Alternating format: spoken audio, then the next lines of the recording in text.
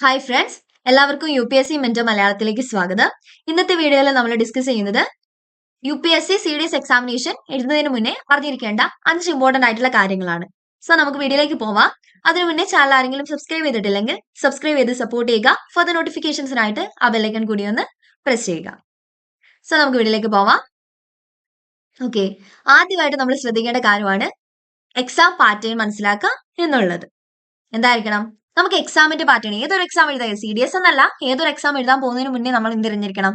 ആ ഒരു എക്സാമിന്റെ പാറ്റേൺ, അതിന്റെ സ്റ്റേജസ് എല്ലാം നമുക്ക് അറിഞ്ഞിരിക്കണം, നല്ല രീതിക്ക് മനസ്സിലാക്കി വെച്ചിരിക്കണം. ഇപ്പൊ CDS എക്സാമില് AFA, IMA, INA, Indian military academy, Indian naval academy and air force academy, ഈ 3 അക്കാദമികളിലേക്ക് വേണ്ടിയിട്ട് പ്രിപ്പയർ ചെയ്യുന്ന കാൻഡിഡേറ്റ്സിന് ഏതൊക്കെ സബ്ജക്ട്സ് ആണുള്ളത്?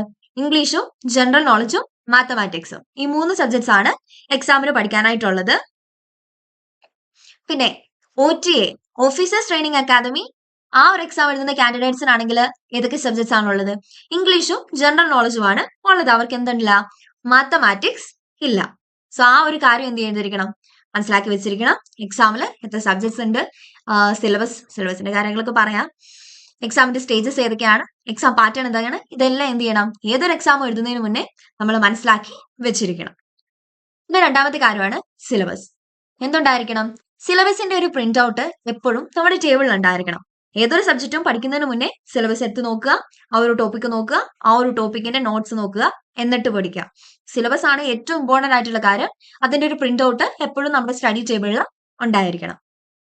സീരീസ് എക്സാമിന് പ്രിപ്പയർ ചെയ്യുമ്പോൾ സീരീസ് എക്സാമിന്റെ പ്രിന്റ് ഔട്ട് എന്ത് ചെയ്യണം? സിലബസിന്റെ പ്രിന്റ് ഔട്ട് നമ്മുടെ കയ്യിൽ ഉണ്ടായിരിക്കണം. പിന്നുള്ളൊരു കാര്യമാണ് ടൈം മാനേജ്മെന്റ്. CDS എക്സാമിൽ ഏറ്റവും ഇമ്പോർട്ടന്റ് ആയിട്ടുള്ള ഒരു കാര്യമാണ് എന്ത്? ടൈം മാനേജ്മെന്റ് എന്ന് പറയുന്നത്.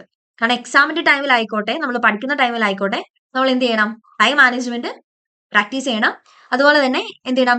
മോക്ക് ടെക്സ്റ്റുകളൊക്കെ നമ്മൾ പ്രാക്ടീസ് ചെയ്യണം. എന്നാൽ ആ ഒരു എക്സാമിന്റെ ടൈമിൽ കറക്റ്റ് ആ ഒരു നമുക്ക് ഇത്ര മണിക്കൂറുണ്ടല്ലോ, ആ ഒരു ടൈമിനുള്ളിൽ നമുക്ക് എക്സാം എഴുതി കഴിയണമെങ്കിൽ എന്ത് ചെയ്യണം?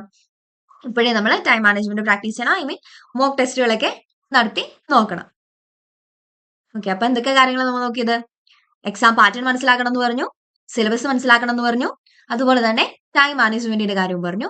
ഇനിയുള്ള കാര്യമാണ് സ്റ്റഡി മെറ്റീരിയൽസ്. എന്താണ്? നമ്മുടെ കയ്യിൽ സ്റ്റഡി മെറ്റീരിയൽസ് ഉണ്ടായിരിക്കണം. ഇപ്പൊ ഇനിയിപ്പം സീരീസ് എക്സാമിന് 2 മാസമേ ഉള്ളൂ. ഇപ്പം 2 മാസത്തില് നോട്ട്സ് ഒക്കെ എന്ത് ചെയ്യണം? നമ്മുടെ കയ്യിൽ ഉണ്ടായിരിക്കണം. അങ്ങനെയാണെങ്കിൽ എന്ത് ചെയ്യാൻ പറ്റും? 2 മാസം കൊണ്ട് നല്ല രീതിക്ക് പഠിക്കുകയാണെങ്കിൽ എക്സാം നമുക്ക് ക്ലിയർ ചെയ്യാൻ പറ്റും. നോട്ട്സ് വേണമെന്നുള്ളവർ എന്ത് ചെയ്യുക? ജസ്റ്റ് എന്നെ ഒന്ന് കോൺടാക്ട് ചെയ്യുക. പെയ്ഡ് നോട്ട്സ് ആണ്, ബട്ട് സ്റ്റിൽ എല്ലാവർക്കും അഫോർഡബിൾ ആയിട്ടുള്ള റേറ്റിലാണ് നമ്മൾ കൊടുക്കുന്നത്. വേണമെന്നുള്ളവർ സിസ്റ്ററിനെ കോൺടാക്ട് ചെയ്യുക. എന്റെ വാട്സ്ആപ്പ് ഗ്രൂപ്പിന്റെ ലിങ്കും ഇൻസ്റ്റാഗ്രാം ഐഡിയും ഞാൻ ഡിസ്ക്രിപ്ഷനിലും കമന്റ് ബോക്സിലും കൊടുത്തേക്കാം. ഓക്കെ, ഇപ്പൊ എന്റെ കയ്യിൽ നിന്ന് നോട്ട്സ് മേടിച്ചാലും ഇല്ലെങ്കിലും എന്ത് ചെയ്യണം? നിങ്ങളുടെ കയ്യിൽ നോട്ട്സ് ഉണ്ടായിരിക്കണം. സ്റ്റഡി മെറ്റീരിയൽസ് ഏതൊക്കെയാണോ അതെല്ലാം എക്സാമിന് മുന്നേ തന്നെ എന്ത് ചെയ്യണം? നമ്മള് മേടിച്ച് നമ്മുടെ കയ്യിൽ വെച്ചിരിക്കണം. ഓക്കെ, പിന്നെ ഉള്ളൊരു കാര്യമാണ് ഹെൽത്ത്. ഏറ്റവും ഇമ്പോർട്ടന്റ് ആയിട്ടുള്ള കാര്യം എന്താണ്? നമ്മുടെ ഹെൽത്ത്. നമുക്ക് ഹെൽത്ത് ഉണ്ടെങ്കിലേ പിന്നെ എന്തോ ഉള്ളൂ. ഓക്കെ, എക്സാം എഴുതണമെങ്കിൽ പ്രോപ്പർ നല്ലൊരു ഹെൽത്ത് വേണം. അപ്പൊ എന്ത് ചെയ്യണം? നല്ല സ്ലീപ്പ് ഉണ്ടായിരിക്കണം. അതുപോലെ തന്നെ വേറെ എന്താണ്? ഹെൽത്തി ആയിട്ടുള്ള ഫുഡും നമ്മൾ കഴിക്കണം. പ്രോപ്പർ ആയിട്ടുള്ള സ്ലീപ്പും വേണം, ഹെൽത്തി ആയിട്ടുള്ള ഫുഡും നമ്മൾ കഴിച്ചിരിക്കണം. അപ്പം ഹെൽത്തിനെ ശ്രദ്ധിക്കുക എന്നുള്ളത് വളരെ ഇമ്പോർട്ടന്റ് ആയിട്ടുള്ള കാര്യമാണ്.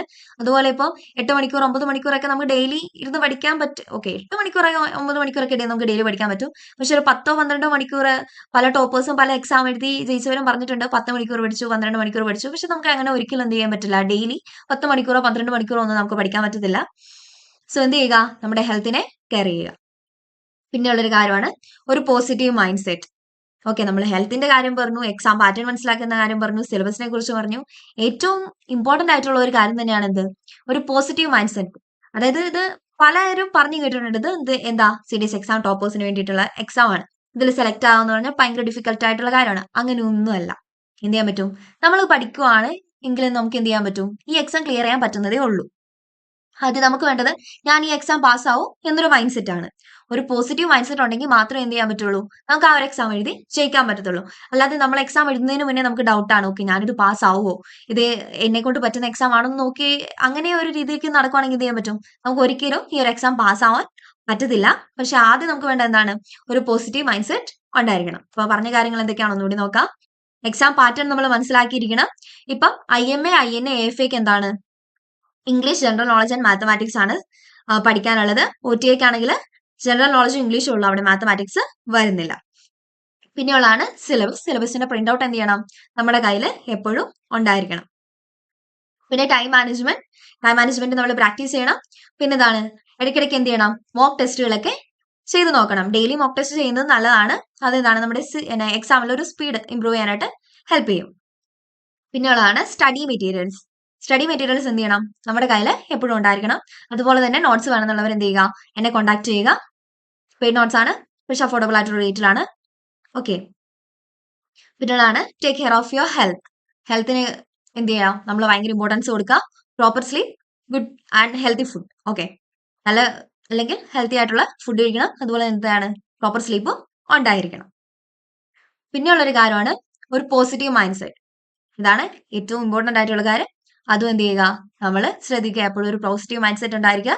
എക്സാം എഴുതുന്നതിന് മുന്നേ പറയുക, അടുത്ത വർഷം ഞാൻ മെറിറ്റ് ലിസ്റ്റിൽ വരും എന്നുള്ള രീതിക്ക് വേണം എന്ത് ചെയ്യാൻ? എക്സാമിന് പ്രിപ്പയർ ചെയ്യുന്നതിന് മുന്നേ നമ്മുടെ ആ ഒരു മൈൻഡ് സെറ്റ് അങ്ങനെ ആയിരിക്കണം. സോ ഇത്രയും കാര്യങ്ങളേ ഉള്ളൂ. അപ്പം വീഡിയോ എല്ലാവർക്കും ഉപകാരപ്പെട്ടു എന്ന് പ്രതീക്ഷിക്കുന്നു. കൂടുതൽ വീഡിയോക്കായി ചാനൽ സബ്സ്ക്രൈബ് ചെയ്യുക.